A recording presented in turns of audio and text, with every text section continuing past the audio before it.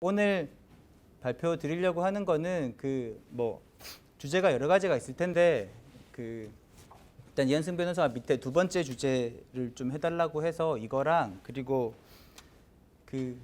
지지난주에 제가 여기서 뭐 패널도 하긴 했지만 그러니까 헬스케어 쪽이랑 AI가 워낙 요즘에 핫 이슈긴 한데 그러니까 솔직히 말씀드려서 잘 안 된다는 걸 보여드리려고 여기 있는 것처럼 팩트 앤 리미트 네이션이라고 제가 이야기를 했고요. 그러니까 생각보다 한계점이 많다라는 걸 제가 여기서 설명을 드리겠습니다. 그러니까 장밋빛 이야기는 이미 충분히 들으셨을 것 같아서 좀 이게 노골적으로 힘들다라는 걸 저는 설명을 드리겠습니다. 이미 아시겠지만 헬스케어 데이터의 그 소스라고 하면 그게 이렇게 볼 수가 있습니다. 이건 제가 임의적으로 나눈 거고요. 그러니까 첫 번째로 의료기관이 갖고 있는 클리니컬 데이터들, 환자를 진료를 하고 생성되는 소위 말하는 EMR, OCS, 팩스에 저장된 데이터들이 있을 거고, 또 두 번째로는 공공기관 데이터들, 그러니까 건보공단이나 건강보험심사평가원이 가지고 있는 그러니까 청구용 데이터들, 이 두 가지 데이터가 가장 많고, 그리고 또 다른 공공기관 데이터로 관심을 가지셔야 될 게 환경 데이터들, 그러니까 뭐 기상청이라든가 환경부라든가 이런 데이터들이 있을 거고요. 그리고 요즘에 한국에서는 생각보다 주목을 못 받고 있지만 외국에서 특히 미국에서 크게 관심을 가지고 있는 게 여기 있는 밑에 있는 두 가지입니다. 그러니까 첫 번째는 Patient Generated Health Data. 이게 뭐 제가 만든 말은 아니고 미국 NIH에서 공식적으로 정의해서 쓰고 있는 말입니다. 그러니까 환자가 자가 생성한 데이터들입니다. 소위 말하는 뭐 웰리스 디바이스라든가 아니면 홈 모니터링 디바이스를 통해서 생성한 뭐 혈압이라든가 혈당이라든가 체중이라든가 키라든가 이런 데이터들이 있을 거고요. 그리고 이 두 개가 합칠 수도 있지만 제가 분리한 이유는 뭐냐면은 요거는 일종의 헬스 데이터에 초점을 더 둔 거고 밑에 있는 라이프로그 데이터는 그러니까 활동량은 여기 들어갈 수도 있고 여기 들어갈 수도 있겠지만 여기 있는 것들입니까? SNS로 생성하는 데이터들 그리고 구매 기록들 이런 것들이 왜 중요하냐면은 결국 그러니까 사람이 감정이라는 게 있지 않습니까? 그러니까 그 SNS에 보면 보통 자기의 감정이 많이 표현되기 때문에 중요하고요. 그리고 펄체스 구매 기록이 왜 중요하냐면은 그러니까 쉽게 말해서 마트에서 물건 사실 때 주위에 있는 사람을 둘러보면은 그러니까 카트에 담겨 있는 물건들을 한번 생각을 해보십시오. 그러니까 예를 들어서 일반적으로 약간 이렇게 가죽이 뚱뚱한 사람들을 보면 카트에 담겨 있는 게 보면 즉석식품류들이 많을 거고요. 좀 날씬하고 건강 관리 잘하는 사람들은 보면 이제 뭐 이렇게 신선한 재료들 채소라든가 이런 것들이 많이 담겨 있을 거거든요. 그러니까 쉽게 말해서 아직 전 세계에서도 그러니까 누구나 다 생각은 하고 있지만 검증이 안 된 게 뭐가 있냐면은 그러니까 구매 기록 데이터를 구하기 힘들어서 그런데 그러니까 식료품을 구입하는 거랑 비만이랑 당뇨가 관계가 있을 거냐를 생각해 보면 누구나 관계가 있다고 생각을 할 겁니다. 그리고 관계가 있을 수밖에 없고요. 하지만 이게 공식적으로 뭐 통계학적으로 입증된 건 아니지만 누구나 다 생각하는 거기 때문에 이런 것들도 중요한 데이터라고 보셔야 됩니다. 이런 것들이 있는데 그 의료기관 데이터를 조금만 더 자세하게 설명을 드리면 그러니까 생각하시는 모든 형태의 데이터가 다 있습니다. 그러니까 보통 의무기록은 텍스트로 되어 있고요. 그리고 팩스 같은 것들은 대부분 이미지 스틸샷들이고 그리고 초음파 같은 것들은 내시경이나 초음파는 동영상이고요. 그리고 청구용 데이터들은 다 코드성 데이터입니다. 그리고 사운드도 있고요. 왜냐하면은 그러니까 뭐 난청이라든가 이런 분들에 대해서는 청력 검사 같은 것들도 다 사운드로 하는 거기 때문에 사운드가 녹음이 되어 있고요. 특히나 상담 기록 같은 경우에는 텍스트로 칠 때 그 미묘한 뉘앙스의 차이들 때문에 다 녹음을 합니다. 그런 것들도 있고 뭐 생각하실 수 있는 모든 형태의 데이터가 다 있다라는 거고요. 그래서 여기 보시면은 그러니까 MIT에서 그 테크놀로지 리뷰에서 나온 걸 보면은 뭐 인슈런스 클림의 환경 데이터 이런 이야기를 똑같이 하고 있고 지노믹 데이터는 제가 일부러 뺐는데 아직까지는 병원에서 제대로 안 들어가 있기 때문에 빼버렸습니다. 그래서 이거를 조금 더 이쁘게 그림으로 그린 게 그 한 2년 전에 자마라고 하는 저널에서 나온 테이블이고요. 그림인데 이 그림을 보시면은 그러니까 데이터의 타입은 스트럭처럴 데이터랑 언스트럭처럴 데이터가 합쳐져 있고 밑에 보시면은 그러니까 일반 생각하는 약이라든가 진단이라든가 이런 것들을 떠나서 여기 보시면 뭐 소셜 레코드라든가 환경이라든가 소시오 이코노미라든가 라이프 스타일이라든가 모든 데이터들이 다 건강에 관련된 데이터다라고 이건 의사가 만든 그림이고요. 그러니까 이렇게 다들 생각을 하고 있습니다. 그러니까 어떻게 보면은 아직까지도 사람들은 여기에 있는 상분 이 부분에 대해서만 계속 관심을 가지고 있는 거고 아직까지도 많은 데이터들이 관심을 못 받고 있는 거고 특히나 밑에 있는 데이터로 가면 갈수록 그러니까 우리나라에서 의료 데이터를 구하기 힘들다라고 하시면서 항상 이게 병원이랑 콜라보레이션 하기 힘들 것 때문에 이야기를 많이 하시는데, 그러니까 굳이 의사의 손을 안 빌리더라도 구할 수 있는 데이터는 많이 있다라는 겁니다. 그리고 헬스 데이터의 크기를 생각을 해보시면 크기도 생각할 수 있는 크기가 보다 훨씬 큽니다. 이거는 2011년도에 나온 자료인데, 그러니까 2011년도에 예측하기를 전 세계의 의료 데이터, 병원이 가지고 있는 데이터가 한 500페타바이트일 거고 2020년이 되면은 25엑사바이트가 될 거라고 하는데, 이게 호황된 근거가 아닌 게, 그러니까 아산병원 단일 병원 하나만 하더라도 저희 병원이 팩스까지 다 합치면 300테라바이트 정도 데이터를 가지고 있습니다. 영상 자료가 그렇게 많은 거죠? 예, 대부분은 영상일 수밖에 없습니다. 영상은 이미지 플러스 동영상. 예. 노스리스 뭐 이렇게 해가지고 저장해서 뭐 그러니까 원본 모든 병원들이 최근 한 5년에서 10년 전, 아산병원 같은 기준이 10년이긴 한데 그거는 로스리스로 압축을 해서 가지고 있고요. 지나간 거는 로스에 압축을 해버립니다. 근데 그것도 뭐 아주 심하게 날리지 못하고 한 100대 1에서 1000대 1 사이로. 그게 5년인가요? 제가 정확한 기계인데 5년 아니면 10년입니다. 그래서 이거는 IBM에서 만든 인포그래픽인데, 이걸 보시면 사람이 생성한 일생 동안 생성하는 데이터에서 의료기관의 클리니컬 데이터는 0.4테라바이트 정도일 거라고 예상을 하고 있고, 유전체가 워낙 핫하게 이야기를 하고 계시지만 유전체 데이터는 끼케야 6테라바이트. 솔직히 전 이것도 오버에스티메이트라고 생각을 하고 있고요. 왜냐하면 유전체 하시는 분들은 일생 동안 유전자 분석을 많이 해야 된다고 이야기를 하는데, 솔직히 암 걸리지 않는 이상 그렇게 자주 할 필요 없습니다. 그냥 한 번 하고 나면 대충 끝나는 거고요. 그래서 이걸 할 때 보면 이제 요즘엔 장내 미생물에서 마이크로음, 그래서 미생물 분석도 막 하고 하셔서 이렇게 하겠는데, 솔직히 이것도 오버긴 한데 어쨌든 이 정도 될 거라고 하지만, 그것보다 더 중요한 데이터가 일생 동안 생성하는 엑소제네시스 데이터, 그러니까 외부 데이터들, 아니면 라이프로그 데이터들, 이런 것들입니다. 생각해 보시면 이게 말이 되는 게, 내가 100년을 산다고 했을 때 병원에 가 있는 시간이 외래를 가시든 입원을 하시든 수술을 하시든 얼마나 되실 것 같으세요? 죽기 전에 내가 암에 걸려서 아마 한 달씩 입원하지 않는 이상은 대부분 1년 안 넘을 겁니다. 나머지 99년은 그냥 일상에서 사는 거거든요. 근데 그런 데이터들이 무시당하고 있다는 거고요. 그리고 이 데이터보다도 이 데이터를 왜 계속 강조를 하냐면, 일단 이 데이터는 얻기가 힘들지만 이 데이터는 마음대로 얻을 수가 있고, 또 얼마나, 그리고 이 데이터가 뒤에서 설명을 드릴게요. 그래서 AI for 헬스케어가 저런 데이터의 가능성 때문에 이야기를 많이 하고 있는데, 이제 현실적인 이야기로 들어가서 EMR 보급률, 이게 심평원에서 작년에 OECD에 보고한 자료에 있는 그림인데요. 그러니까 국내 EMR 보급률은 92%가 넘어서 우리나라가 전 세계적으로 EMR 보급률이 가장 높다라고 사기를 치고 있습니다. 솔직히 여기 녹화하시긴 하는데 제가 노골적으로 말씀을 드릴게요. 심평원 분들이 들으면 무지하게 싫어하실 것 같긴 한데, 그러니까 이게 92%라는 게 호수가 엄청나게 많습니다. 여기 보면 도입 안 하면 7.9%인데 부분적 도입까지 포함해서 92%라고 이야기를 하고 있고요. 근데 이게 왜 호수냐 하면은, 그러니까 소위 말하는 종합병원, 대학병원들 중에서도 이런 거 쓰고 있습니다. 자기네들은 영상 EMR이라고 이야기를 하는데, 뭐냐면 그냥 종이로 쓰고 스캔하는 겁니다.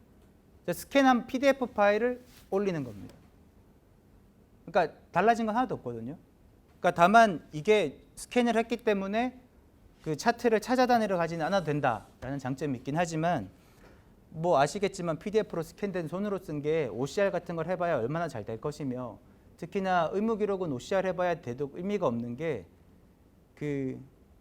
수많은 야구와 기호들과 상식을 초월하는 악필들의 연속입니다. 그러니까 예를 들면 이런 거죠. OCR을 하는데 예를 들어 당뇨병의 가족력이 있음, 이렇게 써놓으면 누구나 이해하기 딱 좋겠죠. 하지만 어떻게 쓰는지 하면은 딱 4글자, 5글자 씁니다. FM 땡땡 DM 동그라미.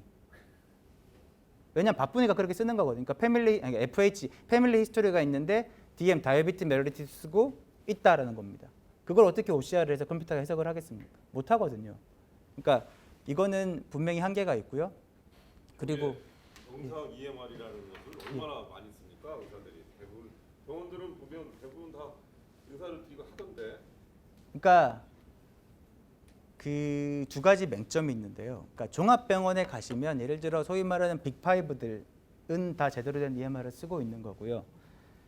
그리고 그 의원급에 가도 대부분 이걸 하고 계시죠. 근데 그거는 뭔가를 쓰는 게 아니라 그냥 쉽게 말해서 진단명을 쓰고 처방을 하는 겁니다. 약 처방을. 왜냐하면은 그게 OCR인 거고요. 그거는 하는 이유가 뭐냐면은 그렇게 OCR로 전자적으로 보내면 돈이 일주일 뒤인가 2주일 뒤에 날라오는 대신 병원에서 종이로 써서 보내면 2달인가 뒤에 옵니다.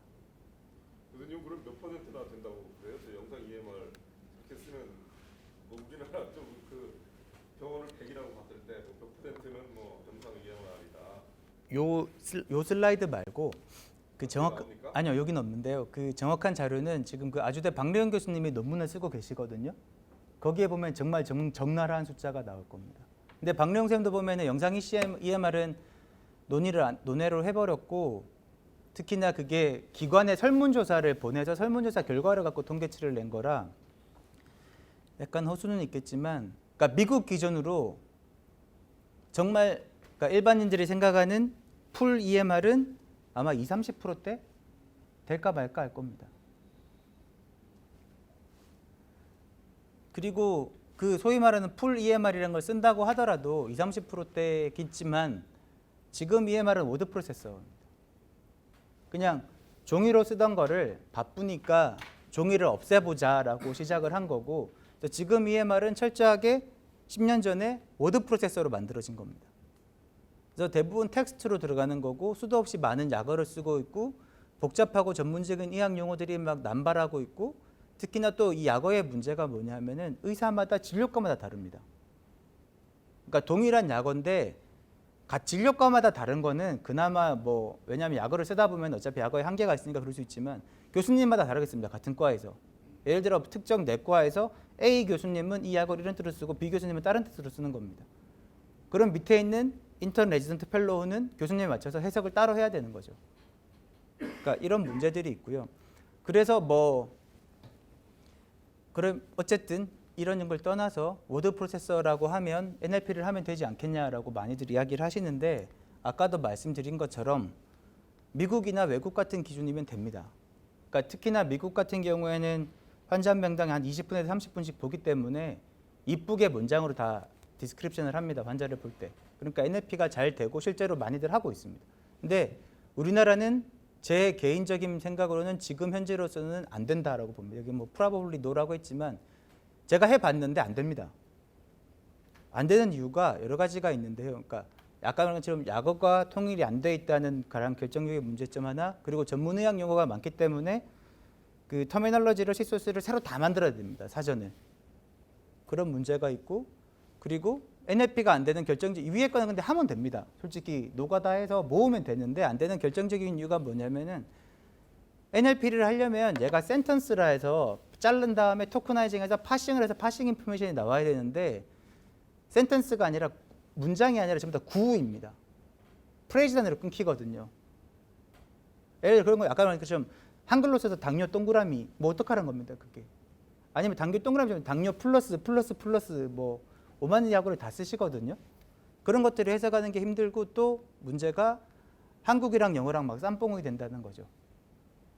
그러니까 그래서 안 되고, 특히나 그 결정적으로도 문제가 뭐냐면 NLP를 해보고 싶어서 여러 가지 툴을 써봤는데 한국어 NLP 툴이 별로 없습니다. 그러니까 뭐 부산대라든가 몇몇 포항공대라든가 몇몇 군데에서 잘 하고 계시긴 하지만 특히나 한글은 부산대에서 제일 열심히 하시는데 그게 오픈 소스가 아니고 커머셜 프로덕트이고요. 돈 주고 살 수는 없으니까 무료로 풀려 있는 걸 다 봤는데 대부분 그냥 토크나이저 수준입니다. 그냥 음소 구분해주는 정도밖에 안 되고요. 그러니까 파싱을 해서 해봐야 그 지금 현재 오픈 소스로 나와 있는 것 중에는 한국어를 처리할 수 있는 게 없었습니다. 그래서 포기를 했고요. 그래서 차라리 뭐가 되냐면 NLP로 하지 말고 그냥 레귤러 익스프레션이 차라리 잘 됩니다. 특히나 여기 있는 것처럼 일부 검사 보고서, 그러니까 텍스트로 된 보고서들이 엄청나게 많은데 그 중에서도 제일 중요한 게 뭐냐면은 검사 보고서입니다. 왜냐하면 그 경과 기록지에 쓰는 거 보시면 종합병원 다녀보시는지 모르겠는데 환자 한 명당 2분에서 3분 보는데 거기 적히는 거 별로 없습니다. 그냥 몇 줄 안 쓰시거든요. 뭔가 많은 걸 쓰시는 것 같지만 앞에 거 복사해서 붙이기 하시는 거고요. 그리고 교수님들이 쓰는 것 중에 대부분은 원래는 약 처방 같은 경우로 이렇게 외래 다음 약속을 잡고 약 처방 같은 걸 본인이 입력을 하셔야 되는데 바쁘니까 그냥 쓰는 겁니다. 그러니까 3개월 뒤 재방문, 약은 리피트를 텍스트로 쓰면은 밖에 나가면은 간호사가 그걸 다 OCS로 처방을 내리는 겁니다. 의사 아이디로. 불법이고요. 현행법상 불법입니다. 처방은 간호사가 내리면 안 되거든요. 근데 의사 아이디로 쓰는 거죠. 그래서 제일 중요한 게 결국은 검사 보고서인데 검사 보고서들 중에 그 병리 보고서, 그러니까 조직을 뜯어내서 수술 통해서 조직을 뜯어내서 조직을 검사하는 그 병리 보고서는 스트럭처가 이미 다 잡혀 있습니다. 그러니까 텍스트로 쓰긴 하지만 어느 정도 잡혀 있냐면은 그러니까 띄어쓰기 한 칸까지도 다 약속이 돼 있습니다. 그러니까 인덴테이션을 여기는 몇 칸을 하고 몇 칸을 하고 앞에 부호는 뭘 붙이고 약어는 뭘 쓰고 여기서 동그라미는 무슨 의미고 플러스는 무슨 의미고 이런 것까지 다 돼 있습니다. 왜냐하면 그게 틀리면은 눈이 안 들어오니까 그 교수님들이 난리를 치시거든요. 그러니까 병리과에서 그거 입력하시는 분들이 전사실이라고 따로 있는데 그분들은 타이피스트고요. 그래서 이렇게 다 약속이 돼 있습니다. 그래서 그 룰만 보면 레귤러 익스프레션으로 뽑으면은 거의 99% 이상 뽑힙니다. 여기 1% 정도 안 뽑히는 건 그러니까 아주 드물게 있는 오타랑 특이한 케이스들인 거고요. 그리고 뭐 대부분 또 필요한 게 NER. 예를 들어 뭐 보고서에 뭔가 있을 때 흡연약을 찾고 싶다. 아니면 가족력을 찾고 싶다. 이런 걸 했을 때 그 여러 가지로 하실 수가 있는데요. 그 대부분 그 경우에도 그냥 레귤러 익스프레션 쓰면 대부분 잡힙니다. 그래서 문제는 제가 그래도 레귤러 익스프레션으로 한 두세 가지 정도를 해봤는데 잘 되고요. 잘 되는데 문제는 여기 NER 같은 걸 할 때 문제가 뭐냐면은 그 의사 선생님들이 기대치가 엄청나게 높습니다. 컴퓨터가 한다고 생각을 하니까. 그러니까 어느 정도냐면은 제가 했을 때 그 정확도를 95% 이상으로 만들어 놓으려고 해서 정확도를 95% 이상으로 높였습니다. 90한 67% 나오게 만들어 드렸는데 당연히 그럼 리콜은 떨어지죠. 그러니까 재현율은 떨어져서 한 60에서 70% 정도밖에 안 나오는데 두 개 다 90이 넘어야 된다고 주장을 하시는 거거든요. 당연히 그런 건 없죠. 그래서 둘 중에 하나를 포기를 하셔야 되는데 둘 다 높이를 하니까 결국은 이걸로 하다가도 뭐 저는 저 나름대로 고생만 하고 그분은 받아들였을 때 결과가 만족스럽지가 않고 그래서 그냥 드랍되는 경우가 한 2번 정도 있었습니다. 아산병원에서도 그럼 수기가 그렇게 많은 거예요? 예, 전 세계가 다 그렇습니다. 그러니까 수기가 많을 수밖에 없는 게, 그러니까 이쁘게 그냥, 그러니까 소위 여기서 그래서 이런 걸 한 게 때문에 스트럭처럴 데이터 엔트리라고 해서 그냥 구조화된 입력으로 코드성 데이터를 넣도록 하는 것도 있습니다. 근데 문제는 그럼 입력하는 시간이 한 3배 걸립니다. 그러니까 상식적으로 생각해 보시면 앞에서 앉아서 워드프레스 싹 치는 거랑 뭔가 탭으로 막 칸을 움직여가면서 드랍다운 메뉴 나오고 이렇게 라디오 버튼에서 탭 스페이스바로 체크하면서 아니면 내려서 클릭하는 거랑 어느 게 더 빠르게 생각해 보시면은 당연히 텍스트가 빠르거든요. 그러니까 우리나라의 특성상 그럴 수밖에 없습니다. 그러니까 병리 보고서도 교수님 한 분이 심하게 보면 하루에 한 100건 보십니다. 그 언제 그걸 이렇게 그렇게 입력하고 있냐 이거죠. 그러니까 그래서 타이피스트들이 입력을 대신하는데도 불구하고 그분들도 하루 종일 아침 8시 반에 출근하시면 오후 5시 반까지 이것만 하다 집에 가시거든요. 근데 그분들이 저걸 그러니까 입력폼을 구조화돼서 만들어 드렸더니 시간이 3배 걸려서 그거 1.5배까지 떨어뜨리려고 그 화면을 3번 뒤집어 엎었습니다. 바꾸고서 지금은 좀 익숙해지셔서 한 1.4배에서 5배 정도 걸리도록 만들어 드린 거고요. 그러니까 구조적인 한계가 너무 큽니다. 그리고 여기서부터는 좀 더 노골적인 이야기인데요. 그러니까 그러면은 병원에서 의사들이 넣는 클리니컬 데이터가 얼마나 정확하냐? 생각보다 엉망입니다. 그 생각하시는 것보다 진짜 엉망이고요. 그러니까 그래서 본인들도 논문을 쓰실 때 보면 밑에 있는 펠로우나 레지던트를 시켜서 다 매뉴얼 리뷰를 시킵니다. 아니면 연구간호사가 붙어서 1000명을 리뷰해와라고 하는 이유가 뭐냐면은 보고 정리를 하면서 틀린 거 다 맞추는 겁니다. 예를 들면 이거는 뭐 아산병원 케이스가 아니고 미국에서 아예 노골적으로 이런 논문을 썼었는데 자기들이 차트를 다 보니까 성인인데 키가 15cm고 몸무게가 1000kg인 사람 없겠죠. 상식적으로 있을 수가 없죠. 오타입니다. 당연히. 여기는 동그라미가 하나 빠진 거고 여기는 동그라미가 하나 더 들어갔을 거고요. 근데 이게 사람이 텍스트로 치다 보니까 동그라미 하나 넣고 금방 차이실 수밖에 없거든요. 그리고 문제는 이거를 안 보고 그냥 이거를 그냥 쭉 긁어서 카피해서 복부 카피 앤 페이스트 하니까 뭐 저 틀린 데이터가 계속 넘어가는 겁니다. 끝까지. 이런 게 많고, 그리고 병원의 진단명이 얼마나 정확하냐. 병원 가시면은 제일 중요한 게 진단명이거든요. 환자한테. 그 진단명을 기준으로 수술도 하고 약도 주고 처치도 하고 처방도 하는데, 예를 들어 당뇨병 환자 중에 정말 당뇨병 진단명이 붙은 환자가 몇 명이나 될 거라고 생각하십니까? 제가 솔직히 전수조사는 안 해봤는데 아마 한 30%안 넘을 겁니다. 그러니까 당뇨라고 왜 그런 거죠? 그런 거니까 당뇨라고 병원에 오는 사람도 있지만, 당뇨가 있지만 암이 걸려서, 당뇨가 솔직히 있을 때 모르고 사시는 분이 더 많거든요. 뭐 몸이 좀 피곤하고 뭐 심각하지 않으면 그냥 사는 거죠, 아파도. 근데 예를 들어 어디가 다리가 부러졌거나 아니면 뭐 암이 걸려서 병원에 왔는데 당뇨도 발견이 된 거죠. 그러면 그 사람한테 당뇨병 코드를 붙여줘야 되는데, 그 예를 들어 안 보는 종양내과 교수님이 굳이 당뇨 코드를 붙일 이유가 없는 거죠. 자기 처방할 때 필요가 없거든요. 귀찮게 왜 내가 클릭을 한 번 더 해야 되냐 이거죠. 그래서 그냥 암만 진단명으로 하고 약은 환자가 원하면 당뇨병 약도 주는 겁니다.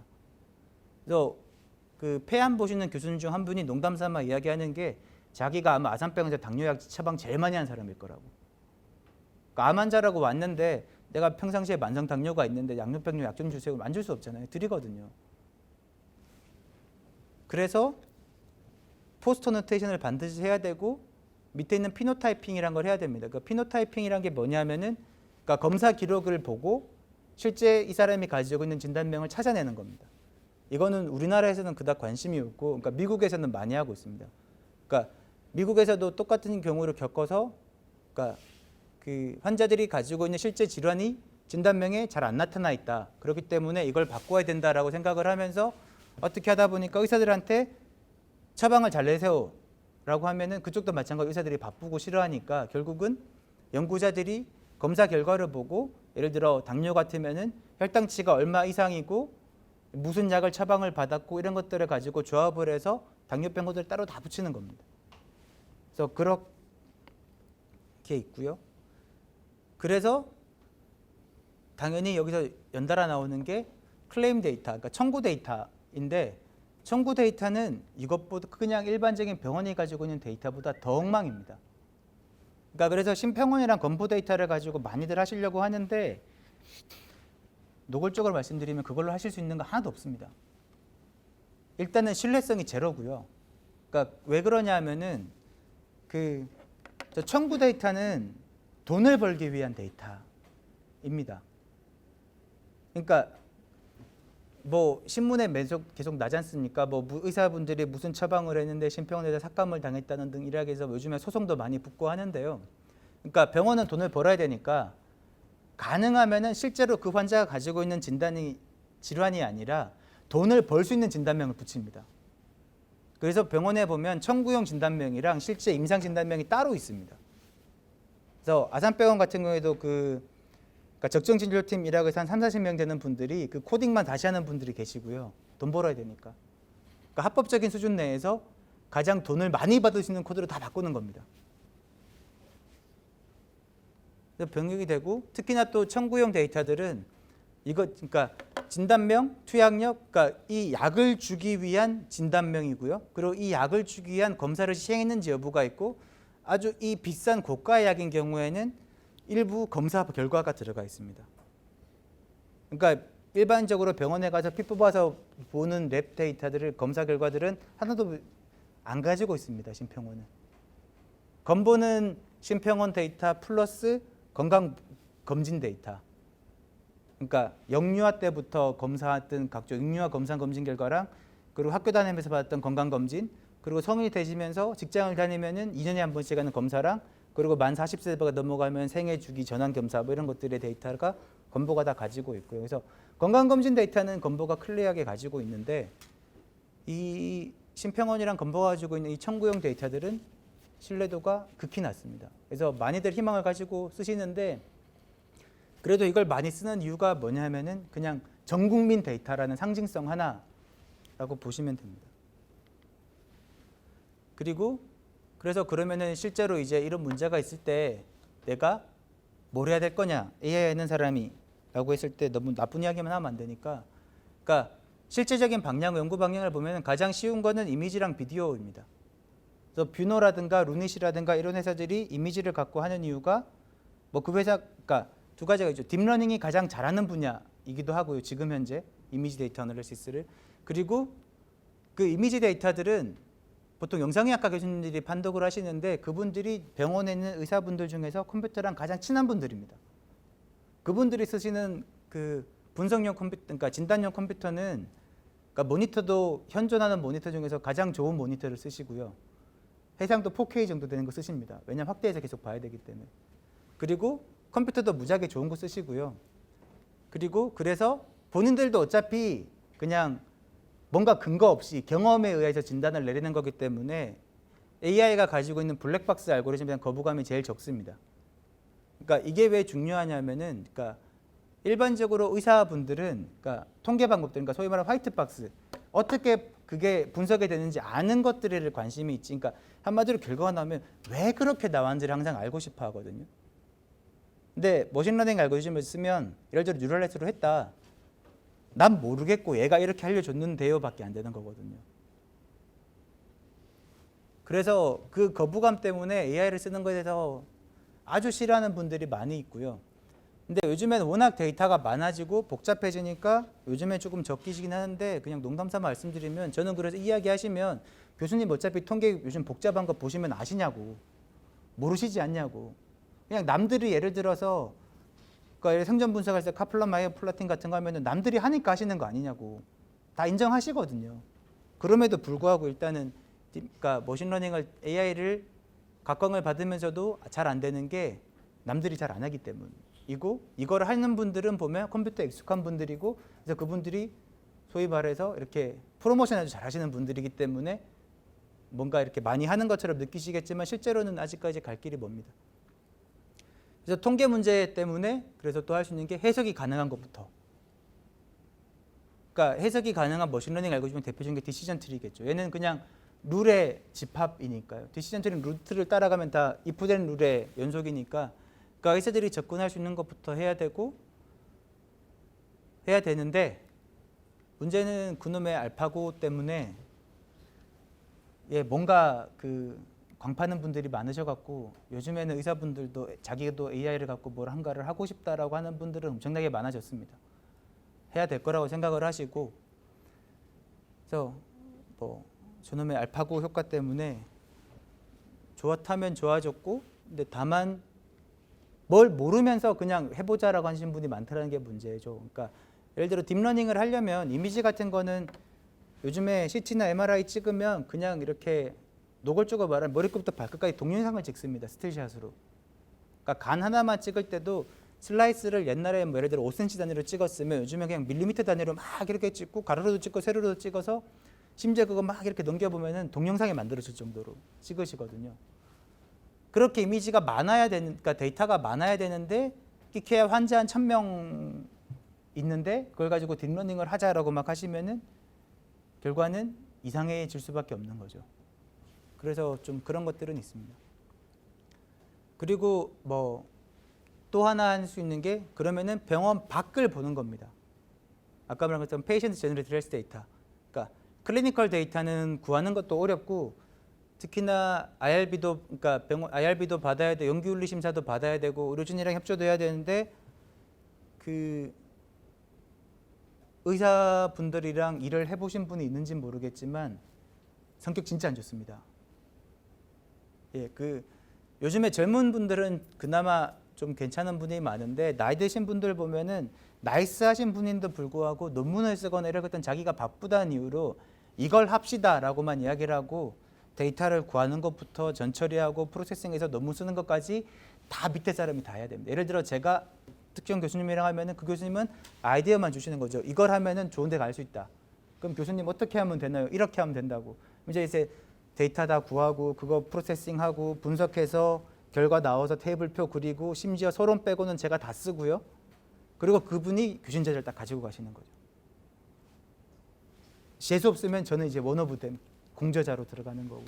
그러니까 그런 일들이 워낙 많기 때문에 의사분들이랑 뭔가 하는 게 쉽지가 않고요. 근데 문제는 이제 요즘에 워낙 기술이 발달하니까 굳이 병원에 가지 않더라도 그러니까 POCT 장비들, 그러니까 포인트 오브 케어 디바이스들을 가지고 손쉽게 데이터가 가능한 거죠. 예를 들어 혈압이나 혈당 같은 것들은 요즘 집에서 다 잴 수 있습니다. 그리고 그건 의료기기고요. 굳이 예를 들어 뭐 만성 당뇨 환자를 구하려고 했을 때 굳이 병원의 의사분들한테 아둥바둥 할 거 없이 그냥 업체랑 이렇게 혈당계를 만드는 업체랑 할 수도 있는 거고 혈압계를 만드는 업체랑 할 수도 있는 거고요. 그러니까 단 POCT 장비들 의료용 기기 말고는 소위 말하는 웰리스 디바이스들은 정확도가 떨어지기 때문에 문제가 있지만 일단은 장점이 뭐냐면 컨티뉴어스 모니터링입니다. 그러니까 의료기기들이 정확도가 높아야 되는 첫 번째 이유가 뭐냐면은 아까도 말씀드렸지만 100세까지 산다고 했을 때 내가 만성 질환으로 당뇨를 가지고 있으면 집에서 몇 번씩 재고 보통 뭐 아침, 점심, 저녁 재고 병원에 와서 재죠. 근데 그게 아니라 그냥 다른 혈액 검사면은 병원에 갔을 때 한 번밖에 안 잽니다. 예를 들어 저도 제가 간염이라서 병원에 3개월에 한 번씩 가는데 3개월에 한 번씩 가서 피 뽑아서 혈액 검사 결과 보고 하는 거거든요. 그래서 문제는 그거죠. 그 피를 뽑았던 시점에 제가 한 일주일 동안 술도 안 먹고 운동도 열심히 하고 음식도 잘 가려서 먹어서 몸을 좀 잘 만들어서 피를 뽑았으면은 검사 결과가 좋게 나오는 거고요. 그럼 의사 선생님 보고 뭐 관리 잘하셨네요. 그러니까 뭐 앞으로 더 열심히 하십시오고 반대로 제가 그 일주일 정도에 계속 회식이 있어서 술 먹고 늦게 들어가고 잠 못 자고 이렇게 눈 퀭해지고 피를 뽑았으면은 제가 이번에 그랬는데요. 그러니까 간 수치가 완전 엉망으로 나왔거든요. 그럼 이제 욕 바가지를 먹는 거죠. 그러니까 실제로 내가 평상시에 어떻게 관리했는지가 아니라 그 스팟성으로 그 시점만 보고 의사가 판단을 하는 겁니다. 그게 엄청나게 큰 문제가 있는 거고 이 컨티뉴어스 모니터링이 중요한 겁니다. 예를 들어 내가 혈압약을 먹었을 때 혈압이 몇 시간대에 떨어지는지 아니면 그게 나한테 맞는지 안 맞는지 아무도 모르고 있거든요. 혈당약을 먹었는데 그러니까 여기 제가 슬라이드에 넣지는 않았는데 심지어 어떤 연구가 있었냐면 보통 혈당약을 생각하면 단 거 드시면 그러니까 당뇨가 있으면 단 거 드시면 안 된다고 생각을 하시잖아요. 그게 상식인데 영국에서 어떤 연구를 했냐면은 그 설문조사도 하고 먹는 걸 다 트래킹을 하고 장내 미생물 분석까지 같은 걸 해서 여러 가지 조합적으로 했는데 사람에 따라서 당뇨 환자지만 단 거를 먹었을 때 혈당이 안 올라간 사람도 있었습니다. 반대로 야채를 먹고 채소를 먹으라고 했는데 그걸 먹을 때 혈당이 확 뛰는 사람도 있었고요. 그래서 그 사람들이 셀에 논문을 내면서 어떻게 했냐면은 그러니까 식품 추천해주는 엔진을 만들어서 논문을 썼는데, 그러니까 일반적인 상식이랑 다른 겁니다. 본인의 그 유전적인 특성 때문에. 그러니까 그런 것들이 더 있기 때문에 이 컨티뉴어스 모니터링이 정말 중요한데 지금까지는 의료의 한계 때문에 관심이 없었던 거고 이제는 기술이 발전해서 할 수 있다라는 겁니다. 그리고 또 하나는 그 의료기기 로그 데이터 분석입니다. 이건 뭐냐면은 제가 했던 건데 그 왜 중환자실에 요즘에 뭐 드라마 보시면 많이 나오잖아요. 그 환자들 누워 있으면 중환자실에 이렇게 옆에 환자 옆에 이렇게 장비 하나씩 붙고 삑삑삑 거리는 페이션트 모니터라는 게 달려 있습니다. 침대 옆에. 근데 그게 거기서 보면은 기본적으로 몸에 닿는 센서에 다르긴 하지만 잴 수 있는 게 풀로 잴 수 있는 게 혈압, 맥박, 체온, 심전도, 산소 포화도 이 5개를 다 잴 수 있습니다. 근데 문제는 그 5개를 다 컨티뉴어스하게 재고 있지만 EMR에는 2분에 한 번씩, 아산키병원 기준으로 2분에 한 번씩만 남고 있고요. 왜냐하면 그 데이터가 너무 많아서 버립니다. 병원에 가지고 있을 수가 없기 때문에. 그래서 그 데이터는 어떤 용도로 쓰냐면은 그냥 알람용입니다. 그러니까 수치가 갑자기 안 좋아지면 삐삐삐삐 하고 알람 띄워서 간호사가 뛰어가는 용도로만 쓰고 있는데 혈압, 혈당, 맥박, 혈압, 맥박, 체온, 심전도, 산소 포화도 요거 5개 재면 웬만한 거 다 볼 수 있습니다. 이거 로그 데이터를 다 모아서 질환의 사전 예측을 할 수가 있을 거라고 생각을 했고 실제로 캐나다에서 어떤 한 병원이 IBM이랑 이 연구를 시작을 했고요. 한 4년 전에. 그래서 그걸 보고 아산병원에서도 시작을 해서 저희는 심실 부정맥을 1시간 정도 먼저 예측을 하는 걸 만들어 봤고 AUC가 0.93 정도 나옵니다. 그러니까 상당히 꽤 정확하게 나오는 거고요. 그래서 그걸 가지고 저희 병원도 이제 그래서 데이터를 예측하는 질환을 확장을 하려고 계속 다른 교수님들이랑 연구를 하고 있고 아주대 병원에서는 그걸 보고 이제 피를 받으셔서 모든 병원에 아주대 병원 전체 ICU에 있는 페이션트 모니터를 다 수집을 하기로 했습니다. 저희도 하기로 했다가 저희는 예산 문제 때문에 잘렸고요.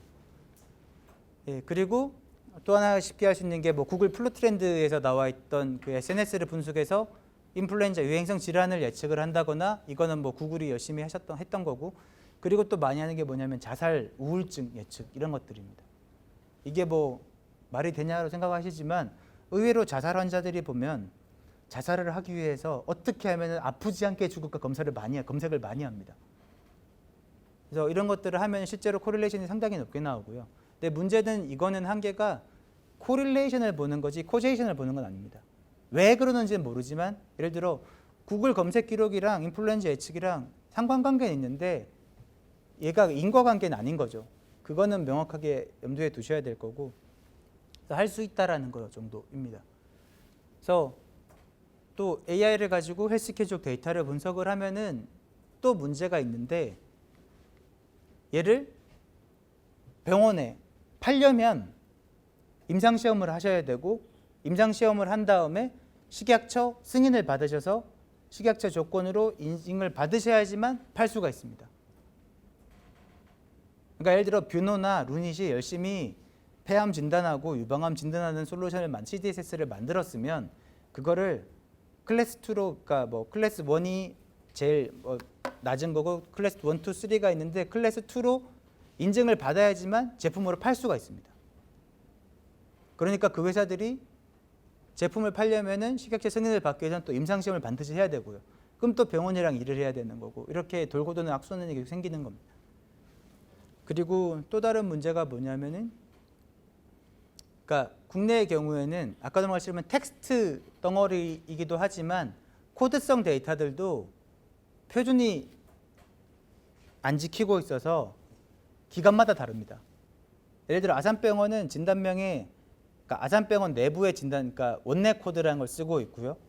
서울대병원도 마찬가지로 다른 코드를 쓰고 있고, 그리고 검사 결과들도 똑같은 혈압을 재고 혈당을 잰 거지만 장비에 따라서 레인지가 조금 다릅니다. 예를 들어 A사에서 나온 거는 노멀 레인지가 예를 들어 50에서 100이면 B사에서 만든 건 60에서 120이 나오는 경우도 있고요. 장비마다 노멀 레인지가 조금씩 다른데 그런 것들에 대해서 그러니까 정규한 병원 한 군데도 없고요. 저희도 중간중간에 시약이 바뀌고 장비가 바뀌지만 그러면 검사 결과가 이렇게 한 10년치를 찍어보면 이렇게 가다가 갑자기 확 튑니다. 그럼 얘를 노멀라이즈를 해야 되는데 아무도 안 하고 아 이때 뭔가 바뀌었구나라고 해서 그냥 보고 다시 생각을 하는 겁니다. 사람이니까.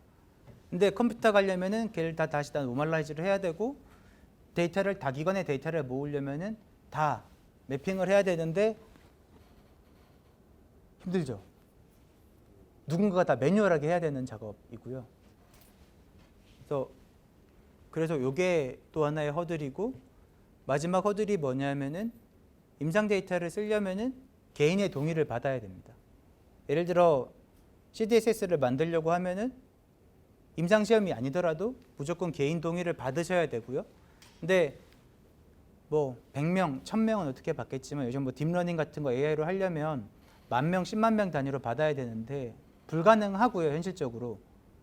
그래서 대안이 뭐냐면은 익명화를 해서 개인정보를 삭제를 하고 쓰면 되는데 생명윤리 및 안전에 관한 법률에 의하면은 이게 가능한데 문제는 익명화를 했을 때 그러면은 상업적인 용도로 쓸 수 있느냐라고 했을 때 그거에 대해서는 아무도 명쾌한 답을 안 내려주고 있습니다. 이거는 뒤에서 다시 이야기를 드리겠습니다. 그래서 만약에 헬스케어 쪽으로 엔지니어가 AI를 가지고 뭔가를 하고 싶으시면은 그러니까 세 가지 분야를 다 알아야 됩니다. IT는 당연히 알아야 되는 거고요. BT도 아셔야 되고 헬스케어 테크놀로지도 아셔야 됩니다. 이게 공부할 게 너무 많고요. 그리고 최소한 의사랑 커뮤니케이션을 해야 되니까 밑에 있는 건데 그러니까 거의 화성에서 온 남자, 금성에서 온 여자입니다. 별세계 딴 나라 사람들이거든요. 그러니까 최소한 내가 의사분들이랑 이야기를 하려면 최소한 그 사람들이 쓰는 말은 알아들어야 되니까 의학용어 익숙해져야 됩니다. 이거는 따로 공부를 하시는 수밖에 없고 그리고 앞에서 말씀드린 것처럼 이런 문제들을 극복을 하려면은 헬스 IT에 대해서 표준이 여러 가지가 있는데 그 표준에 대해서도 다 알아야 됩니다.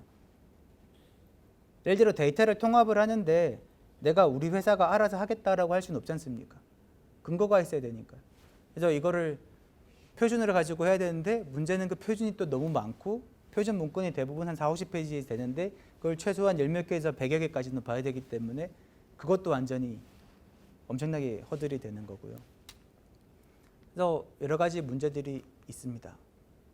그래서 또 이건 뭐 테크니컬한 이야기인데, 그래서 NLP를 이용한 포스트 프로세싱보다는 아예 이건 뭐 AI적인 측면에서 말씀을 드리는 건데, 병원에서 아예 데이터를 입력할 때부터 프리프로세싱으로 데이터를 코드화시켜서 입력해 주는 수밖에 없습니다.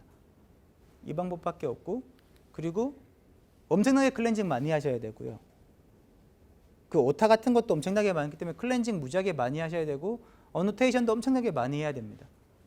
그래서 이런 문제들이 있기 때문에 그 PMI 코호트라는 게 뭐냐면 미국에 있는 프리시전 메디슨에서 만들고 있는 100만 명 코호트 프로그램인데, 이런 거를 하는 이유가 데이터를 깨끗하게 정리해서 모으려고 하는 목적으로 이런 걸 하고 있다고 보시면 됩니다. 그러니까 쉽게 말해서 코호트를 만들 필요 없이 전 세계에서 미국에 있는 EMR 데이터 다 링크 시켜버리면 100만 명의 미국 인구가 그때 보니까 2억 명 정도 되던데 한 1000만 명 보는 거 1도 아닐 거거든요. 근데 모아봐야 걔네도 똑같이 데이터가 연동이 안 되니까 이렇게 아예 처음부터 새로 모으는 겁니다. 예. 그리고 마지막 질문은 AI를 가지고 연구를 해서 아주 멋진 걸 만들었을 때 AI가 그러면 인공지능 의사가 탄생할 수 있을 거냐? 라는 문제인데요. 여기서 염두에 둘 게 의사는 면허직입니다. 시험을 쳐서 라이선스를 딴 사람들이고요. 그러면은 컴퓨터한테 라이선스를 줄 거냐라는 문제죠. 아까 뭐 미국에서 구글이 뭐 무인 자동차 만들었을 때 법을 바꿔서 무인 자동차가 도로에서 다닐 수 있게 해주지 않습니까? 그런 식으로 그럼 의료에 대해서 의사가 사람이 아니라 컴퓨터가 진단을 하고 처방을 할 수 있도록 법이 바뀌어야 되는 거고요. 그게 가능할 거라는 거 하나. 그리고 그럼 만약에 그렇게 했을 때 부가적으로 따라오는 게 의료 사고가 생겼을 때 누가 책임을 지냐라는 겁니다. 그러면 프로그램이 판도했을 때면은 그 AI 프로그램을 만든 회사가 책임을 져야 되는 건지, 그 솔루션을 쓰는 기관이 책임을 져야 되는 건지 책임 소재가 불분명해지는 거죠. 이런 경우에 어떻게 할 거냐라는 문제들 때문에 뭐 솔직히 언론에서 뭐 인공지능 의사가 로봇 의사가 다가온다라고 막 장밋빛으로 기사를 내시는데 제가 볼 때 근시일 내에는 절대로 불가능할 거라고 생각을 하고 있습니다. 그러니까 윤리적인 문제들이 너무 많이 걸리거든요. 그런 것들은 생각을 하셔야 될 것 같습니다. 여기까지가 일단 AI 이야기인데 혹시 뭐 질문 있으십니까? 질문은 나중에 이렇게 뭐라서요? 다 소원 예. 식사하시면서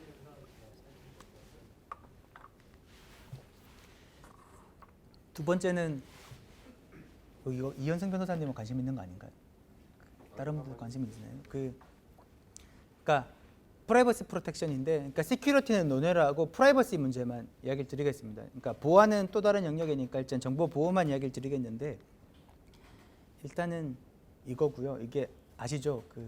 임정욱 센터장님인데 이분이 어딘가에 사진 보셨던데, 솔직히 저는 저는 분명히 그러니까 컴퓨터공학과를 나와서 공대를 다니는 공돌인데 제가 왜 법전을 보고 있는지 이해가 안 가고요. 지금도 계속 법전 찾아보고 있는데 법을 모르니까 일을 못 하겠더라고요. 그래서 이런 문제가 있고, 일단은 의료와 관련된 개인정보 보호 법률 체계는 생각하시는 것보다 엄청나게 많습니다. 그러니까 개인정보보호법만 생각을 하실 텐데 특별법으로 뭐 어떤 것들이 있냐면 여기도 다는 아니고요. 의료법, 건강검진기본법, 국민건강보호법, 보건의료교육법, 응급의료에 관한 법률, 장기이식, 생명윤리에 관한 안전에 관한 법률, 인체 장기 어쩌고저쩌고, 감염병 예방, 호전성명결제법, 혈액흡입표, 그럼 뭐 어쩌고 블라블라 해서 이렇게 몇 개 더 있습니다. 이 모든 법에 보면은 정보 보호 조항이 있고요. 이걸 다 알아야 됩니다. 그래서 어쨌든 개인정보법이 일반법이니까 이게 우선이긴 하지만 뭐 이건 넘어가고요. 그래서 여기서 문제가 건강 쪽으로만 생각을 하면은 이게 개인정보법에 있는 걸 제가 정리를 한 건데, 개인정보는 살아있는 개인에 관한 정보죠. 그러니까 죽은 사람의 정보는 개인정보가 아닌데, 여기서 문제가 뭐냐면은 의료기관이 가장 불만을 가지고 개인정보법에서 가장 불만을 가지는 게 뭐냐면 암 환자 같은 경우에는 생존율 연구를 많이 합니다. 5년 뒤에 이 사람이 살아있는지 죽었는지 생존율 분석 연구를 많이 하는데, 문제는 이거죠. 이 사람이 5년 전에 수술을 받았는데 지금 살아있는지 안 살아있는지 보려면 주민등록번호를 갖고 사망자 확인을 해야 되는 거거든요. 근데 사망자를 확인하려면 주민등록번호를 알아야 되는 거고, 주민번호를 알아서 확인을 하면은 죽었으면 문제가 없는데 살아있으면 개인정보법 위반이 되는 겁니다. 그래서 행안부에서 안 내줍니다. 사망자 확인을 안 해주거든요. 주민등록번호를 가지고. 그러면은 생존율 연구를 못 하는 거죠. 그리고 또 아까 그런 것처럼 보건의료기법에 의해서 문제가 또 뭐냐면 국가기관은 풀어줬습니다. 그러니까 서울대병원은 또 할 수 있어요. 나산병원 같은 사립기관은 안 해줍니다. 그러니까 형평성의 문제도 있고요. 그러니까 주민등록번호를 못 쓰게 하는 건 맞는데 이런 문제들이 있다는 건 아무도 모르시고 계시고요. 또 하나의 의료 쪽의 문제가 뭐냐면 다른 정보와 쉽게 결합하여 알 수 있는 정보를 포함한다라고 개인정보법의 1조 2항에 보면 갈로 이렇게 딱 되어 있는데 이게 왜 만들었는지 이해는 갑니다. 금융정보 같은 것 때문에 이런 걸 한두 건 이해가 되는데 이게 연구용으로 넘어가면 설문조사할 때 이게 문제가 됩니다. 그러니까 조합을 통해서 알 수 있는 정보를 포함을 해버리면은 개인의 백그라운드에 따라서 그 사람을 식별할 수도 있고 없을 수도 있습니다. 예를 들어 쉽게 생각해 설문조사를 하면 많이들 기본적으로 모으는 게 이런 거죠. 성별, 연령대, 10대냐 20대냐, 그리고 뭐 학력, 대졸이냐 뭐 고졸이냐 중졸이냐, 그리고 주소가 뭐 어디냐, 예를 들어 시군구 레벨까지 서울시 종로구에 사느냐 노원구에 사느냐 아니면 분당에 사느냐 뭐 이런 것들 뭐 하죠. 기혼이냐 미혼이냐. 근데 문제가 뭐냐면은 제가 예를 들어 드리겠습니다. 60대고요. 여자분이고요. 미혼입니다. 주소는 서울시 종로구고요. 직업 그러니까 대졸입니다. 누군지 잘 모르시겠나요? 웃는 분 계신 분 알 것 같은데 직업은 정치인입니다. 네. 이거 설문조사할 때 누구나 다 모으는 정보들이거든요. 물론 뭐 직업이 정치인까지는 안 모으시긴 하겠지만 예를 들면 그런 거죠. 이거 쓰면 안 됩니다. 누군지 알기 때문에. 그러면 박근혜 거만 빼면 되느냐? 그럼 빼면서 어떻게 뺍니까? 다 날려야 되거든요.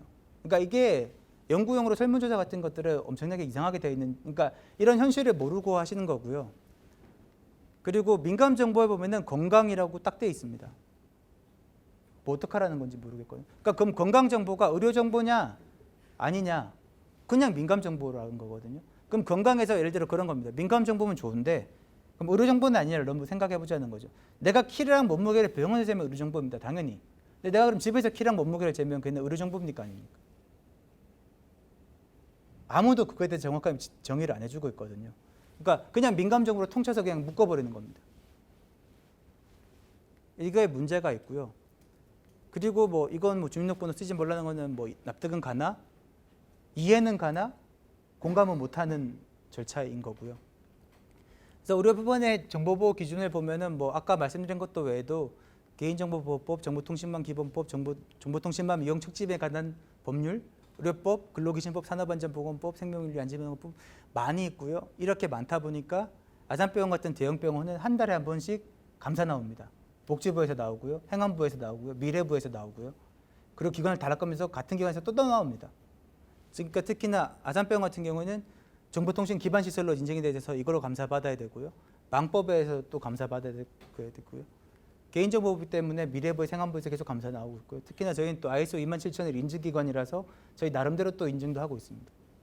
그러니까 서울대병원이나 이런 국립대병원 같은 곳은 저기 정보통신 기반 시설로 돼 있나요? 원래는 아니었는데 이제는 됐습니다. 원래는 안 받았다는 건가요? 네. 얼마 전까지, 그러니까 한 2년 전까지는, 그러니까 정보통신 기반 시설에, 그러니까 그 정보통신 기반 시설 받은 게 4군데 병원만 있었는데 이제는 다 받았고, 또 웃기는 게 아산병원은 복지부에서 지정한 정보통신 기반 시설인데 서울대병원은 복지부가 아니라 아마 다른 곳일 겁니다. 그래서 어쨌든 여러 가지가 있지만, 그러니까 AI랑 묶어서 개인정보를 활용할 때 보면 제일 중요한 게 개인정보법이랑 생명윤리 및 안전에 관한 법률입니다. 그러니까 의외로 이 법은 모르시는 분이 많은데 인체를 사람을 대상으로 하는 연구에 대해서는 여기에 다 정의가 되어 있습니다. 모든 게 어떻게 하면 되고 뭘 하면 되는지. 그래서 익명화에 대한, 그러니까 뭐 개인정보 보호를 위해서 여러 가지를 해서 첫 번째가 보면 뒤에 있구나. 잠시만요. 여기 없구나. 그래서 뭐 기본적인 건 보면은 환자 정보를 쓰려면은 동의를 받아라라는 거고요. 근데 그건 너무 당연한 거고. 근데 동의를 받는 게 물리적으로 불가능한 경우가 많습니다. 예를 들어 뭐 대규모 연구, 사람에 대해서 환자에 대해서 연구를 하거나 하면은 힘들기 때문에 익명화를 하는 게 답안인 거고, 익명화를 하려고 하면은 개인정보법 보면은 18조 2항에 되어 있고요. 생명윤리 및 안전에 관한 법률에 보도 되어 있고, 근데 이 생명윤리 및 안전에 관한 법률을 보면은 어떤 거에 대해서 IRB 심의를 받아야 되냐에 대해서 명확하게 되어 있는데, 사람을 대상으로 물리적으로 개입을 하는 연구, 예를 들어 약을 주거나 뭐 새로운 수술법을 하거나 이런 것들이고요. 그리고 설문조사를 하거나 행동 관찰하는 것도 심의를 받아야 됩니다. 그리고 개인을 식별할 수 있는 정보를 이용한 연구도 받아야 됩니다. 예를 들어 전화번호만 쓰더라도 다 IRB 승인 받아야 됩니다. 그리고 인체 유래물 연구, 사람을 대상으로 않더라도 그 사람에서 뭔가 조직을 뽑고 피를 뽑고 한 것도 다 심의를 받아서 연구를 해야 됩니다. 아주 명확하게 되어 있고요. 유일하게 사람에서 유래했지만 IRB를 안 받아도 되는 거는 장내 미생물 연구입니다. 그러니까 뭐 뭔지 이해가 잘 안 가시면 그 쉽게 말해서 화장실에서 응아를 받아서 연구를 하는 경우가 있는데 그건 IRB 안 받아도 됩니다. 근데 그게 또 좀 애매한 게 요즘에 뭐 하냐면은 그 만성 대장 질환 있는 분들의 어떻게 치료도 하냐면은 건강한 사람의 대변을 채취해서 그걸 이식을 합니다. 그럼 그 다른 건강한 사람에 있는 장내에 있는 미생물이 그쪽에서 활성화되면서 그 장처리 사라지는 경우가 있거든요. 실제로 있는 처치법이고요. 치료법입니다. 그래서 그런 것도 있기 때문에 그리고 또 임상시험 하려면 또 받아야 돼서 좀 애매한 게 있긴 하지만 어쨌든 그러니까 의료 쪽으로 개인정보부를 가지고 활용을 하는 걸 보려면은 개인정보보다 생명윤리 및 안전에 관한 법률을 보시는 게 맞고, 근데 문제는 이 생명윤리 및 안전에 관한 법률은 한계가 뭐냐면 여기는 인체 유래물 연구가 목적인 법입니다. 그러니까 여기서의 익명화랑 여기서의 익명화랑이 조금 다른 게 얘는 수집할 단계부터 익명화하는 걸 원칙으로 합니다. 왜냐하면 자료 검체를 수집을 하는 거니까 자료를 이 사람의 개인정보를 가지고 와서 익명화를 시킨 다음에 붙이는 걸 목적으로 한 자료를 수집법이고, 얘는 어쨌든 시간에 개인 식별 정보가 막 남발하게 들어가 있는 거를 다 없애서 쓰는 게 목적인 법인 겁니다. 약간 목적은 다르기 때문에 생안법 전공하신 분들이랑 이야기하면 조금 답답한 게 있긴 하지만 어쨌든 이쪽이 훨씬 더 정의가 잘 되어 있고, 그래서 우리 기관이 가지고 있는 개인정보는 많죠. 환자로부터 받은 각종 개인적인 정보들, 그리고 의료인들이 생성하는 건강정보들, 의료정보들이고요. 그래서 아까도 처음에 말씀드렸지만 여기서 그러면은 내가 중요한 게 건강정보가 뭔지는 알겠는데 그럼 의료정보가 뭐냐라고 했을 때 개인의료정보가 뭐냐? 뭐 개인정보 포탈도 있고 이게 아마 나이파 포탈인가 니아 포탈인가 둘 중에 할 텐데 포탈도 두 개가 있더라고요. 개인정보 보호 포탈이 우리나라에 니아에서 만든 게 있고 키사에서 만든 게 있고. 근데 어쨌든 두 군데 다 가보면 정의는 안 돼 있습니다. 그러니까 그냥 모호하게 이렇게 퉁쳐져 있는 거죠. 그러니까 어디까지 딱 잘라서 해야 되냐라는 거고요. 그런데 미국은 히파 같은 경우에 명확하게 정의가 되어 있다는 거고요. 어쨌든 뭐 동의가 이렇게 익명화를 해서 쓰라는 거고 연구용으로 하려고 하면은 익명화를 하면 되는데, 그러니까 익명화 이야기를 조금 더 자세하게 드리면 앞에서 제가 왜 계속 개인정보가 어쩌고 저쩌고 의료정보가 어디까지냐라는 이야기를 왜 드렸냐면은 앞에 개인정보법도 그렇고 생안법도 그렇고 익명화를 하면 된다, 개인식별 정보를 삭제하면 된다라고 해놓고는 문제는 what이랑 how가 없습니다. 그러니까 왜 의료정보가 뭐냐라고 계속 질문을 왜 드렸냐 뭐냐면은 중요한 게 의료정보를 제거하는 게 아니라 개인 식별이 가능한 의료정보를 제거해야 됩니다. 예를 들어 키 몸무게 의료정보지만 혈압 혈당 정보 의료정보지만 걔를 갖고 사람을 식별할 수는 없지 않습니까?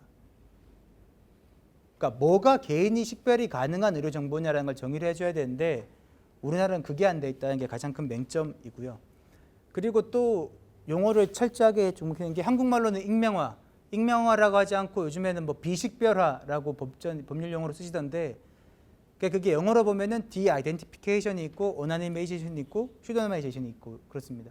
그래서 이게 법하시는 분들이 바라보는 건 조금 다르던데 일단은 제가 공학적으로 바라봤을 때 그 공학한 쪽에서 문건이 여러 개가 나와 있습니다. 그래서 ISO 표준으로도 나와 있고요. pseudonymization ISO 표준이 있고요. 그리고 IH라고 하는 그 헬스케어 쪽의 표준화 제정 기구 중에 하나입니다. 여기도 보면은 de-identification의 핸드북이 나와 있고요. 그리고 미국에 있는 니스트에서도 보면은 그러니까 디아이덴티피케이션에서 리포트가 나와 있습니다. 이 세 개를 조합을 해서 보면 어떻게 되냐면 디아이덴티피케이션이 가장 일반적인 용어입니다. 그리고 어나니메이제이션은 뭐냐면은 원웨이 디아이덴티피케이션입니다. 그러니까 쉽게 말하면 해시 펑션 같은 것들, 제식별화가 불가능한 것들입니다. 방법을 하는 게 어나니메이제이션이고 슈도니메이제이션은 슈도님을 붙이는 거니까 가명을 붙이는 거니까 그 가명에 대한 키값을 알면 제식별화가 가능한 겁니다. 이렇게 기술적으로는 차이가 될 수 있고요. 근데 이게 법적으로는 조금 이거를 앞으로 당겨서 이야기를 하시던데 일단은 기술 문서에는 이렇게 정의가 되어 있습니다. 의료 분야에 한정된 세 가지 용어. 아니, 일반적인 개인 식별 정보를 제거하는 방법에서. 아니, 예로 드시는 게 원전이 다그 의료 관련 아. 분야에서 나온 거라서. 의료긴 한데 얘는 아이소 표준이기 때문에 국제 공통 표준 문서인 거고요. 의료에 한정되지는 않고 얘만 의료에 한정이긴 한데 이 니스트 문서는 보면 그냥 퍼스널 인포메이션, 그냥 일반적인 미국에서의 개인 식별 정보를 삭제하기 위한 리포트입니다. 그리고 뭐 개인 식별 정보를 제거하는데 꼭 의료에 한정시킬 필요는 없고요. 그리고 꼭 이야기 드리고 싶은 게 암호화랑 익명화랑은 아무 상관이 없다라는 겁니다. 이게 보면 언론에서도 그렇고 많은 분들이 개인 식별 정보를 제거하기 위해서 암호화를 하면 되지 않냐라고 이야기하는 분들이 너무 많은데 암호화는 그 정보가 유출됐을 때 모르게 하는 방법이 암호화인 거지 익명화랑 아무 상관이 없는 겁니다. 익명화는 유출을 그러니까 외부 배포를 목적으로 해서 개인 정보를 제거해서 전달하는 게 디스프리트하는 게 목적인 방법인 거고 암호화는 외부 유출이 고의로 됐을 때 정보가 유출되지 않게 하는 게 암호화 방법인 거죠. 두 개는 완전히 컨셉이 다른 겁니다. 근데 이걸 막 섞어서 이야기하는 분들이 너무 많아서 이거는 분명히 잘라서 이야기를 드려야 될 것 같고요. 그래서 뭐 일단 그 아이소 문건에 있는 것들을 있는데 제가 슬라이드는 뭐 드릴 테니까 그냥 나중에 읽어보시면 될 것 같고요. 그래서 특히나 의료 쪽으로 생각을 하면 얘가 문제가 뭐냐면은 데이터를 모으다 보면은 아웃라이어 베리어블이 너무 많습니다. 예를 들어 희귀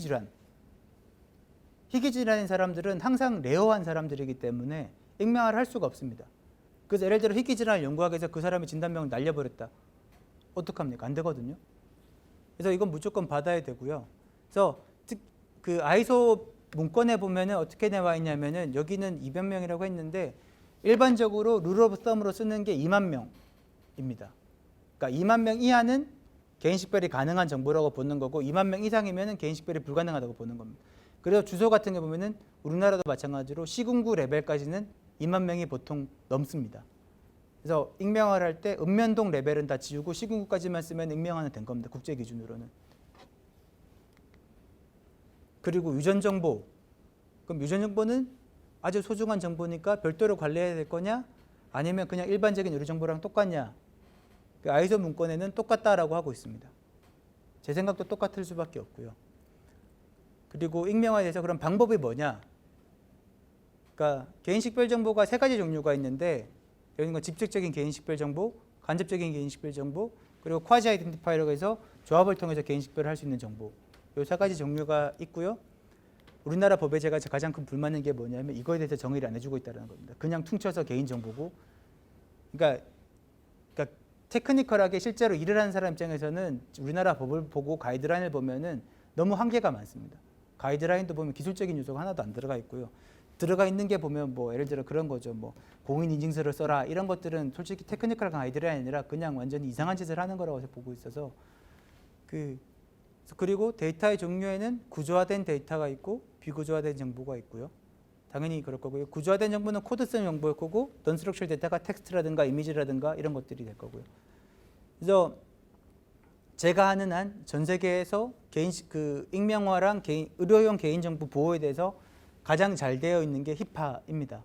미국 사람들은 나름 또 불만을 가지면서 히파가 한계가 많다라고 주장을 하고 있지만 제가 봤을 때는 히파라도 있는 게 어디냐라는 거고요. 우리나라는 개인정보보호법이 엄청나게 강력하긴 한데 너무 이렇게 손발을 다 묶어놔 버린 법입니다. 그리고 히파에서는 가이드라인이 나와 있어서 이런 가이드라인도 있고요. 또 다른 거기에 보면은 개인이 그러니까 개인 식별이 가능한 의료 정보를 이렇게 18개로 딱 정의를 해놓고 있습니다. 이 18개만 지우면은 익명화가 됐다고 보는 거고요. 그리고 리미티드 데이터셋이라는 컨셉도 있어서 연구용으로는 뭐 특정 정보를 쓸 수 있다라고 하고 있고, 문제는 이 리미티드 데이터셋 컨셉은 그냥 제가 소개시켜드렸지만 요즘엔 쓰고 있지 않는 개념이라서 그냥 이제는 그냥 무리하셔도 됩니다.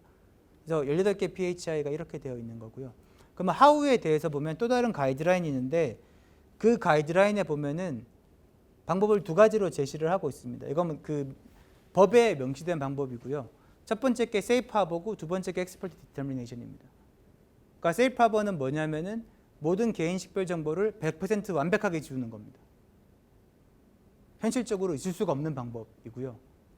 어떻게 100% 지우는 걸 보장을 하겠습니까? 사람이 하더라도 실수를 할 수밖에 없기 때문에 이거는 상징적인 의미의 조항인 거고, 두 번째 게 엑스퍼트 디터미네이션입니다. 그래서 엑스퍼트 디터미네이션은 뭐냐면은 여기 있는 것처럼 통계학적이고 과학적인 방법을 적용을 해서 very small risk가 되면은 익명화가 됐다라고 간주를 한다라고 미국 법에는 명시가 되어 있고요. 그럼 여기서 나오는 게 엑스퍼트가 누구냐? 기준은 없습니다. 그냥 기관이 알아서 정하면 됩니다. 그러니까 아산병원은 전문가가 저로 되어 있고요. 그래서 아산병원은 교수님이 사고 치시면 제가 그냥 철창하면 됩니다. 벌금을 내거나. 그리고 억셉터블한 레벨이 뭐냐? 없습니다. 마찬가지로 기관이 책임지면 됩니다. 히파도 그렇게 돼 있다는 거예요. 예, 이게 히파에 있는. 기관에서 그냥 책임자를 정하면 된다. 예, 이게 히파에 있는 내용입니다. 왜냐하면 CI 그 정보 보호 관련해서는 최근에 뭐 어떤 CSO, CISO 구별도 해야 되고 뭐 등기이사로 하느냐 마느냐 이걸 막 엄격하게 정해야 된다는 논의가 많은데 아직까지는 그게 확실하게는 자리 안 잡혀 있네요. 그러니까 이건 익명화를 한 엑스퍼트가 누구냐라는 거. 그러니까 CSO냐 CISO냐의 문제가 아니라, 아니 제 말은 그러니까 정보 보호 관련해서는 그 정보 보호의 최고 책임자를 어떤 레벨로 하느냐, 최소한 C 레벨로 해야 이제 책임자급 레벨로 과장이나 부장급 레벨이 아니라 막 이사급 레벨로 해야 된다는 것까지 진전이 됐는데 아마 그거는 히파가 아니라 미국에도 그냥 프라이버시 액트가 있으니까 그 액트에 보면 아마 C레벨, 아마 거기도 아마 C레벨 가 있을 것 같긴 한데, 무료 정보는 훨씬 더 그 유출되는 오용의 위험성이 클 수도 있을 텐데 아직까지 그냥 그 레벨 어느 정도 급의 책임자가 있어야 되느냐에 대해서는 구체적으로 논의가 안 돼 있는 거 아니 그러니까 제가 말씀드린 건 뭐냐면 이거는 여기 있는 것처럼 디아이덴티피케이션 했을 때 책임자가 누구냐라는 거. 예. 그러니까 그게 꼭 굳이 C레벨까지 가야 되냐라는 거죠. 그러니까 우리나라 사람들은 책임을 물리기 위해서 C레벨까지 가는 걸 좋아하는데, 문제는 C레벨에 있는 분들이 보면 직함이 너무 많다라는 거죠. 예. 그리고 그게 예를 들어 뭐 그분들이 직함이 많이 붙어 있는데 책임도 안 지시는데, 솔직히 저희 병원에도 의료정보실장님이 개인정보 보호 책임자로 지정이 되어 있는데 그분이 개인정보 보호에 대해서 아시느냐? 아무것도 모릅니다. 이게 무슨 의미가 있냐라는 거죠. 상징적인 의미밖에 없는 거거든요. 그러니까 그래서 차라리, 그러니까 제가 이런 이야기를 법하시는 분한테 이야기했더니 이거는 미국 법이기 때문에 우리나라에 현실적으로 불가능하다라고 이야기는 하시는데, 예를 들어 이런 거죠. 그러니까 얘는 니들이 알아서 하고 사고가 터지면 책임도 확실하게 져라 라는 게 기본 가정인데, 우리나라는 그게 안 된다라고 하시더라고요. 우리나라 법 체계상. 법에 일단은 책임과 한계에 대해서 명확하게 지정을 안 해주면 우리나라 법 체계에서는 안 되기 때문에 이런 식으로는 하면 안 된다고 하시는데, 문제는 이게 기술이 어떻게 발전할지 모르는데 이걸 어떻게 지정을 합니까? 익명화 레벨을 95%면 오케이, 96%면 오케이, 97%면 오케이. 그걸 누가 지정을 해줍니까? 못하는 거고요. 예를 들어 99%를 했다고 치고, 근데 기술이 발전하면 독한만 먹으면 99%도 깰 수 있습니다. 그러면 그걸 99.1로 할래, 2로 할래? 그거면은, 그러니까 제 이런 얘기를 드리냐면은 결국은 정보 보호를 해야 되니까 뭐 예를 들어 여러 가지 논의를 하시다가 PKI를 쓰자. PKI를 쓰는 건 좋은데 왜 그거를 공인인증서로 제약을 걸고 공인인증서로 제약을 걸면서 액티브엑스를 쓰도록 제약을 거냐라는 겁니다. 그냥 PKI를 써라라고 하면 되는 거지. PKI를 쓰면 예를 들어 그런 거죠. 웹에 있는 요즘에 크롬이나 이런 익스텐션으로 다 PKI 갖고 인증받을 수 있는데 액티브엑스로 PKI를 돌려야 되니까 그러니까 I 써야 되는 거고, I 버전에서 요즘에 I 버리려고 하니까 난리를 치고 있는 거지 않습니까? 이게 법의 문제인 거죠. 그러니까 우리나라 법이 쓸데없는 곳은 너무 디테일하고 중요한 부분은 빵꾸 나 있고, 제가 볼 때는 불만이 그거입니다. 그래서 뭐 이렇게 계속 돌리면서 하면 된다는 거고요. 그래서 아산병원 기준으로 말씀을 드리면 제가 엑스퍼트로 돼 있고 저희는 대충 한 90한 6%에서 7% 정도 지우고 있습니다. 근데 문제는 전수는 아니고 샘플링이기 때문에 전수를 하면 숫자가 올라갈 수도 있고 떨어질 수도 있습니다.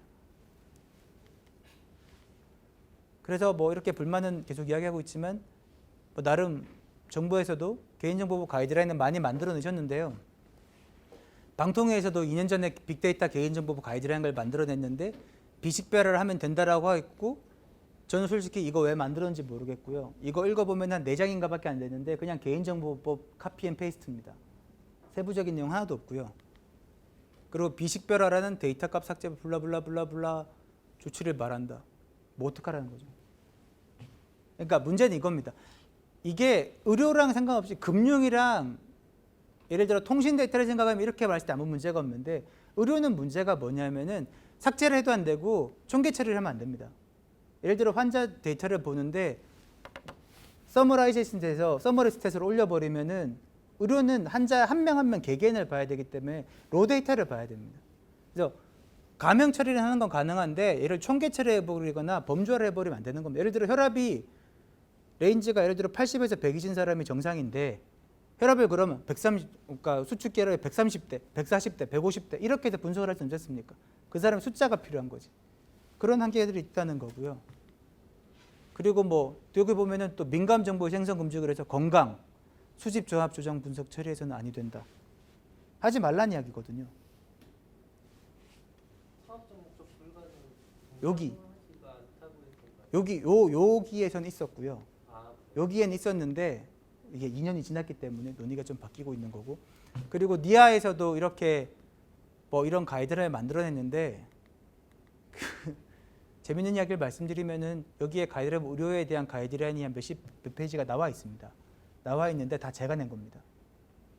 제가 이 빅데이터 시범 사업 4년 전에 처음 나왔을 때 제가 했었고 그때 익명화를 제가 와산병원고 데이터를 해서 했기 때문에 제가 낸 데이터가 뒤에 보면 다 붙어 있습니다. 그래서 보면 그게 정확하냐? 정확하다고는 볼 수 없고요. 한계는 명확하게 있고요. 그리고 니아에서 또 최근에 하나 냈던 게 뭐 개인정보 비식별에 대한 적정성 자율평가 안내서라는 걸 또 냈는데 이거는 작년 가을쯤에 나왔고 여기는 그래도 좀 제일 제대로 되어 있습니다.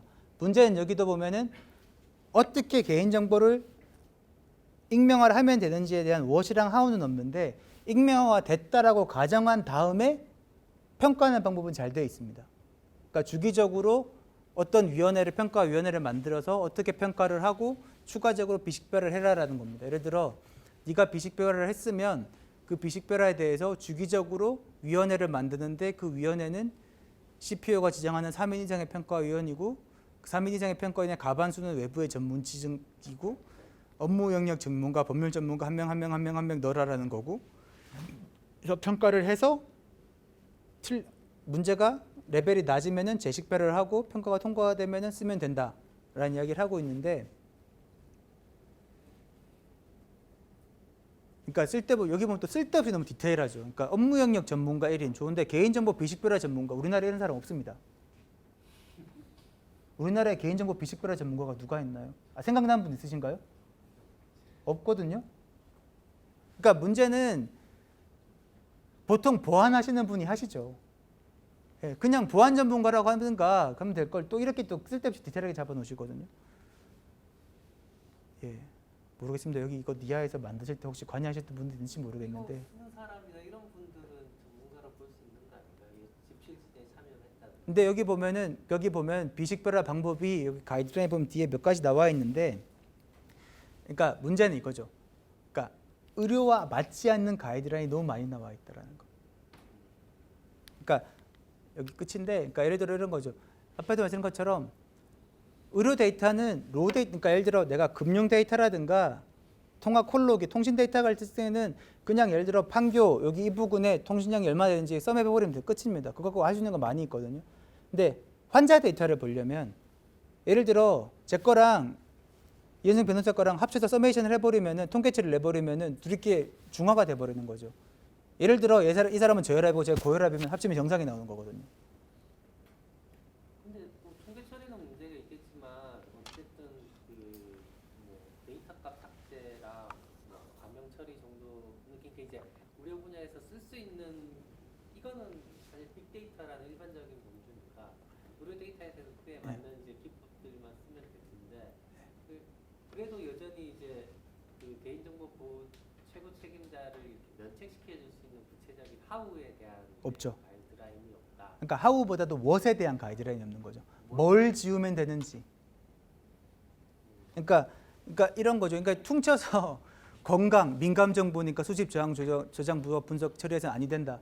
이거 지금 예를 들어 이렇게 되면 다 불법인 겁니다. 예를 들어 지금 뷰노라 누니지라 하고 있는데 딱 건강정보 수집해서 저장하고 조합하고 분석하고 있거든요. 현행법상 위법입니다. 물론 뭐 법적으로 따지고 들어가면 다 풀리긴 하겠지만 문구만 보면은 건강정보는 아무것도 하면 안 되는 거거든요. 이거 문제는 이게 뭐 이 방통위 가해의 문제가 아니라 개인정보법에 이렇게 되어 있으니까요. 앞뒤가 안 맞는 이야기를 하는 거거든요. 그러다 보니까 뭐 이제 개인정보법 개정안 이야기하면서 건강정보를 민감정보에서 빼니 마느니 이야기를 하시던데 중요한 건 그게 아니라 건강정보가 중요한 게 아니라 그중에 개인 식별이 가능한 정보가 뭐냐를 정리해 주는 게 중요한 겁니다. 그러니까 헬스케어 데이터가 뭐냐가 중요한 게 아니라 그러니까 헬스케어 데이터 중에서 퍼스널 아이덴티파이어블 데이터가 뭐냐라는 걸 정의해 주는 게 더 중요합니다. 예를 들어 히파에는 8개 PHI 같은 것들. 그게 있어야지 개를 대상으로 익명을 하는 거지 그냥 건강정보를 익명하라 그러면 다 익명해야 되는데. 그러니까 논의의 초점이 약간 안 맞는 겁니다. 그리고 개인정보보호법 제가 개인정보보호위원회에도 불려가서 똑같은 이야기를 했는데 거기서도 개인정보보호법 개정안에 참여하고 있는 변호사랑 그 법대 교수님이 이렇게 짠뜨고 와 계시던데 생명윤리 및 안전에 관한 법률의 존재를 모르시는 분이 대부분 다더라고요. 거기 있는 변호사랑 법대 교수님들이 다 생활법을 모르세요. 그러면서 의료 데이터에 대해서 개인정보 보호를 이야기를 하시니까 앞뒤가 안 맞는 이야기를 하시는 거죠. 약간 한계가 있는 게 문제는 생활법이랑 의료법은 좀 특수한 법이라서 법하시는 분에서 몇몇 분들만 저쪽을 보신다는 한계가 있긴 한데 약간 그러니까 개인정보보호법이 문제가 아니라 의료 데이터가 워낙 그 독특한 특색이 많아서 미국 히파처럼 별도의 법이 필요합니다.